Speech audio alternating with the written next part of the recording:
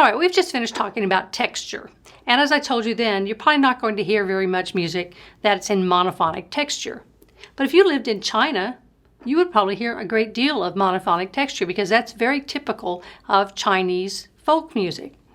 So, like most cultures, Chinese culture uses music for religious rituals, for ceremonial kinds of things, especially related to the court, for festivals. So even the same kinds of things that we think about music being used for in all sorts of cultures also occur in Chinese music. But unlike most cultures, in China, music is also connected to philosophy and to mathematics. Now, we saw that music was connected to mathematics way back when they were using Pythagorean tuning. But other than that, we haven't really made those kinds of connections. So we think about the way that Chinese philosophy works. Everything is tied together, so it doesn't seem unusual that they would use this particular approach to music as well. The scale that is used in most Asian music, not just China, is what we call the pentatonic scale. Penta, 5, tonic, sounds. Compare that to the 8-note scale that we use in Western music. So in a pentatonic scale, this is the pattern that you would have.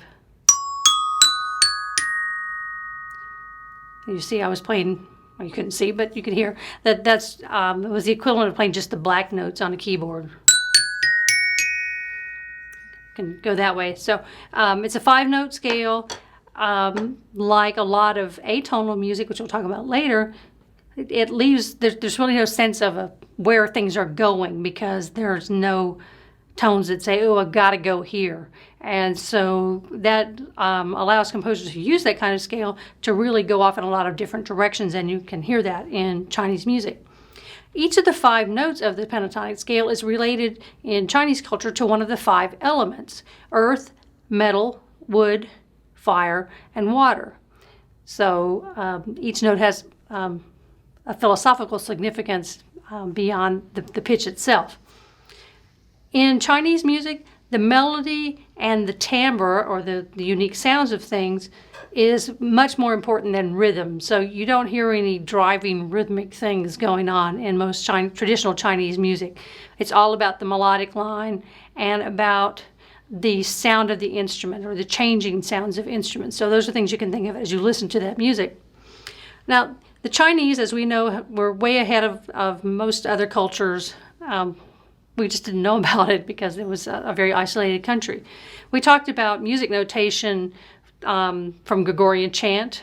Well, we will talk about it. Sorry, we haven't talked about that yet, but we will look at Gregorian chant and the kind of notation that was used for that, which is how we developed sort of our modern notation system. But the Chinese were using music notation probably 300 or 400 years before that.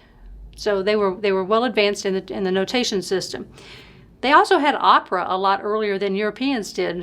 As we will see, opera starts in Europe around 1600. By the year 1300, the Chinese had their own opera system, and it's a very interesting opera if you'd like to take a look at that sometime. So very advanced, and we know that about Chinese culture.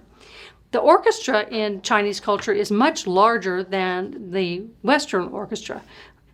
Typical symphony orchestra would have today maybe 60 or 70 players.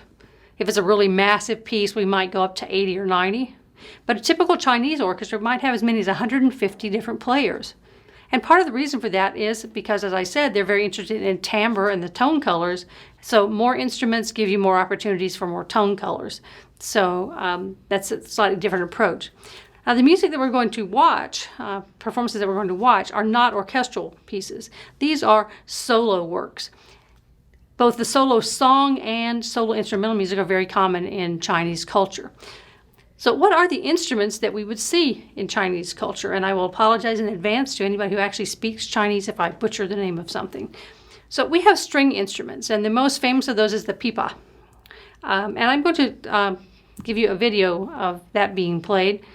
It's very sort of ethereal sounding. You have one string instrument, and you don't get all the supporting harmonies and things that we're used to hearing. It's a very different kind of sound. And as I was actually looking for videos to show you, about like 90% of them will say beautiful Chinese music, as if they were ugly, they weren't going to acknowledge it or something. I don't know. It's always got beautiful in front. And there's also lots of it that says Chinese music for relaxation, because it is very relaxing music. There's not a lot of rhythmic intensity to get your heart pumping or anything, so it does tend to be relaxing. So go and take a look at the pipa video that I have provided for you to see this particular Chinese instrument. All right, so that was a string instrument, and we know about string instruments from our own cultures. Now let's look at a woodwind instrument that's very popular in Chinese music. That is the bamboo flute. So we know that a flute is a long tube. The European flute, if you want to call it that, has keys on it, although it might also be open-holed and you play it. A bamboo flute doesn't usually have keys on it. It's usually open-holed and you just cover it with your fingers. Produces basically the same sound because it is made of wood. That's truly a woodwind instrument. It has a slightly more mellow sound than a metal flute does. So you might think about that and maybe compare that to a metal flute sound as you look at those particular videos, so you can see the difference in the tone quality and the timbre there of the Chinese bamboo flute and the modern metal flute. So I hope you enjoyed that performance. The final category of instruments that's very popular in Chinese culture is percussion instruments. As the gong. I saw a video once where a percussionist from the New York Philharmonic referred to Asia as gong heaven. So gongs, drums, wind chimes. We talk about the Chinese bell tree in percussion classes. So lots of percussion kinds of things.